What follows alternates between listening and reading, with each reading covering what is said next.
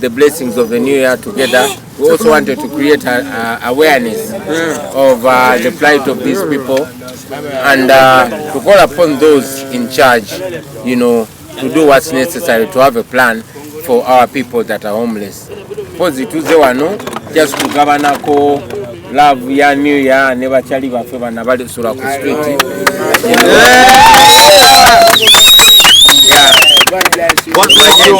Abantu bangi nnyo obulamu bwe bulemerera ne besanga nga bali ku street. Era ngujeko okugabana nabo okwagala kw'omwaka omupya twagadde era tu creating awareness ensi emanye n'abo abatutwala bamanye nti wali abantu bwe bati abalina obuzibu bwe bati era abalina okukolebwa plan. Twagala obbagaliza omwaka omupya omulungi. Happy New Year everybody.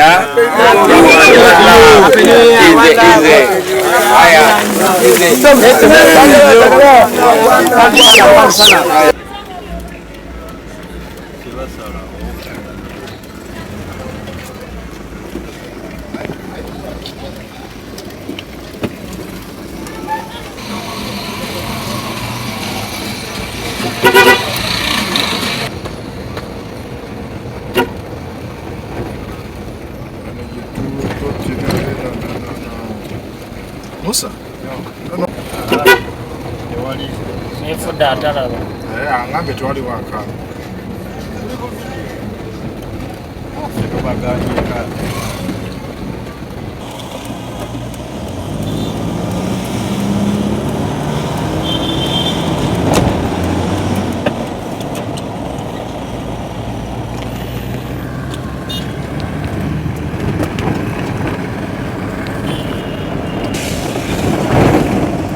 Genda mu news ojeyo video tonke kabwenteekayo obwo genda bwemala genda live mu news naye tegiteekayo nga tetunaba kuba kusiiga era sitaali mu city ali mukulambula ku baana bali ku street mukireebya lwakomere so kati giro jjayo obutono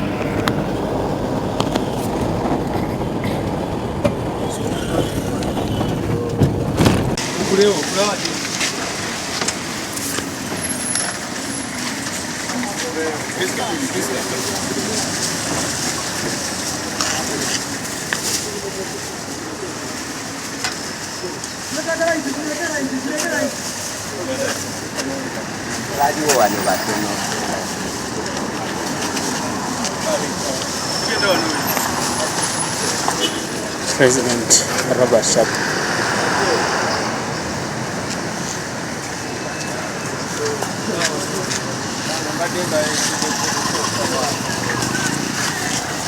The president is serving food to the street kids. Gezaako okubanga ekyokulya kalera. Happy New Year.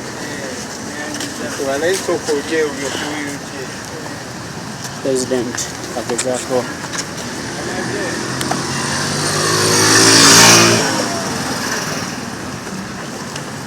wano nga waliwo amadala.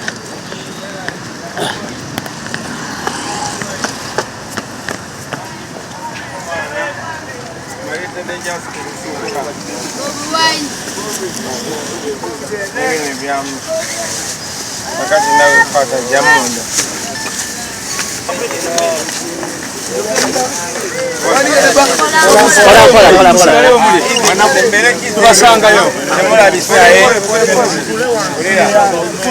atula ngenda kubeerawo buli omu atuule wabadde buli omu namuwaye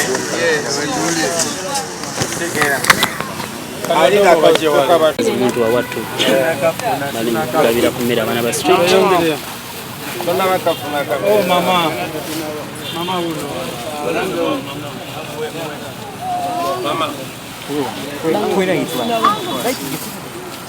Happy New Year.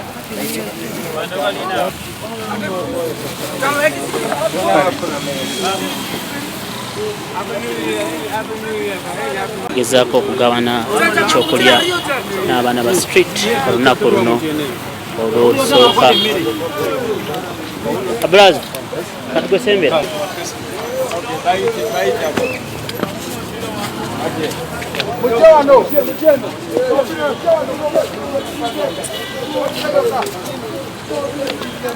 Abaana ba street kids basula wano nga bwolaba president asooka mu mwaka.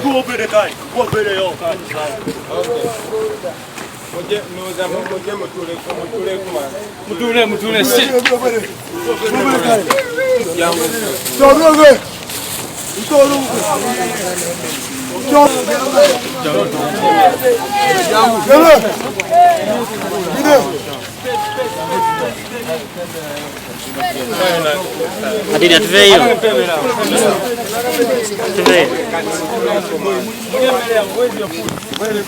Papa mzee. Tedebali. Cancel ticket.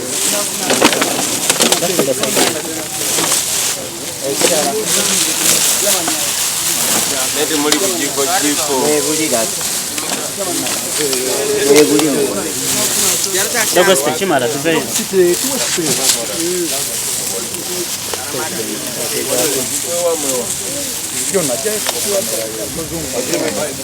Go serious kumlamba, go serious. Wamezombo. Go serious kumlamba. Wajama soko temeta skini yemeli. Doa taksini. Doa mega. Nani mudalo wako ati.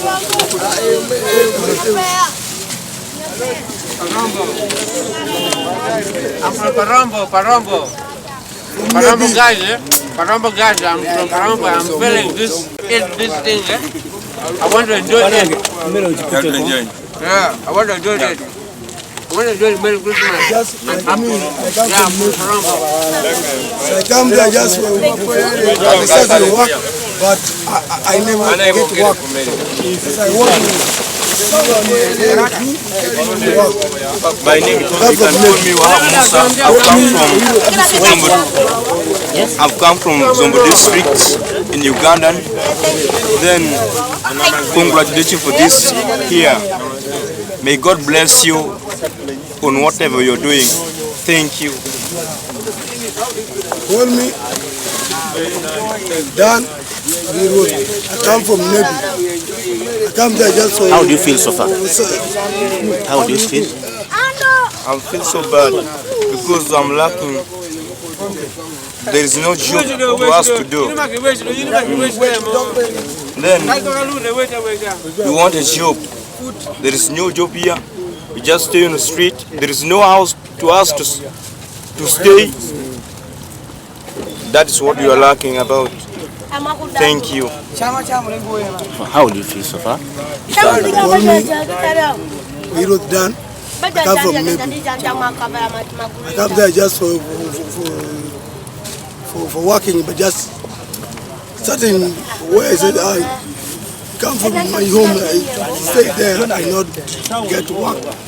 Just I thank everybody all for helping with the like just for helping now the food for everybody. Just God bless you.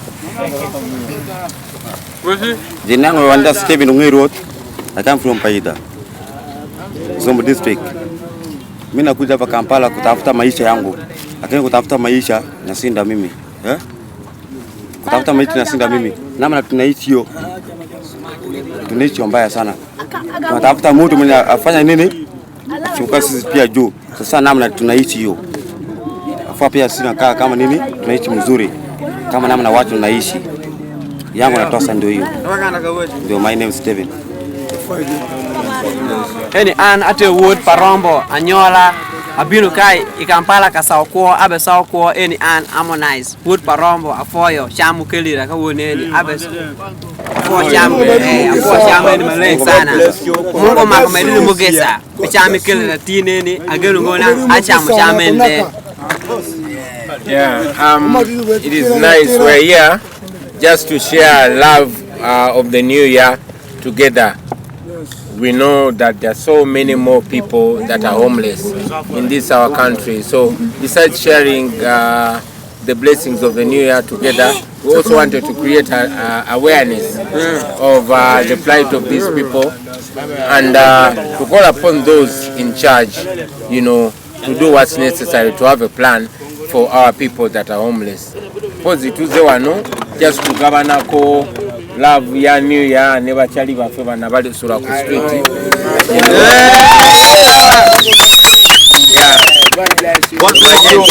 Abantu bangi nnyo obulamu bwe bulemerera ne besanga nga bali ku street, era ngugyeko okugabana nabo okwagala kw'omwaka omupya twagadde era tu creating awareness ensi emanye n'abo abatutwala bamanye nti wali abantu bwe bati abalina obuzibu bwe bati era abalina okukolebwa plan. Twagala obaagaliza omwaka omupya omulungi. Happy New Year everybody. Happy New Year.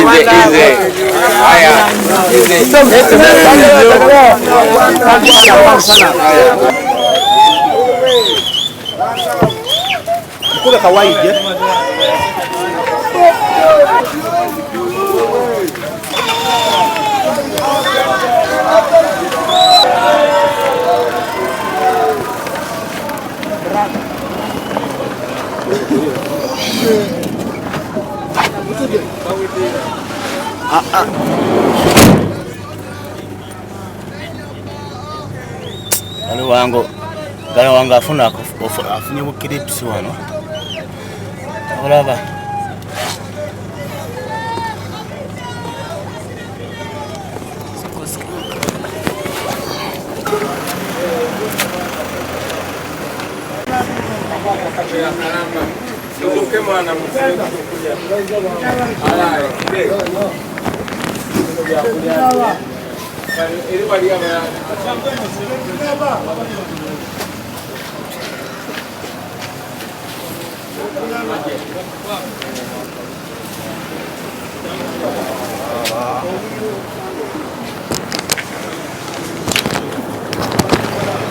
Wange mbera je tuyitamu Tunule mukama.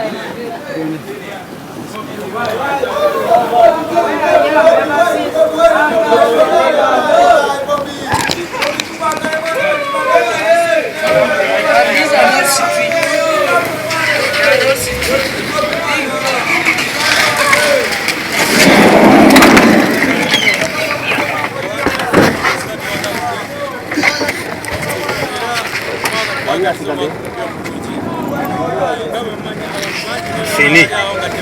Jakio kitala.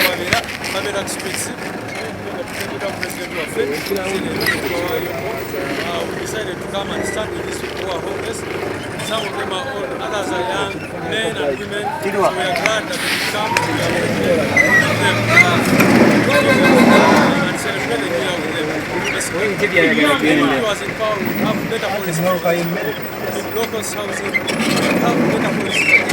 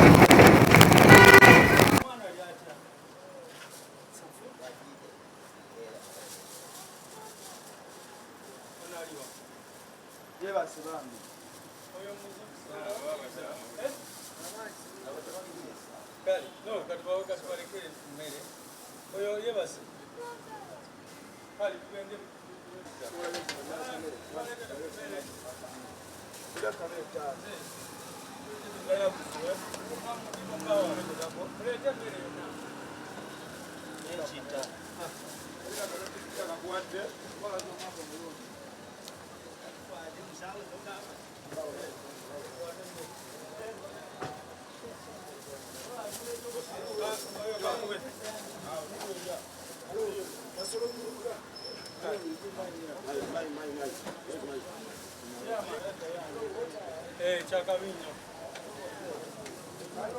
Netera birala.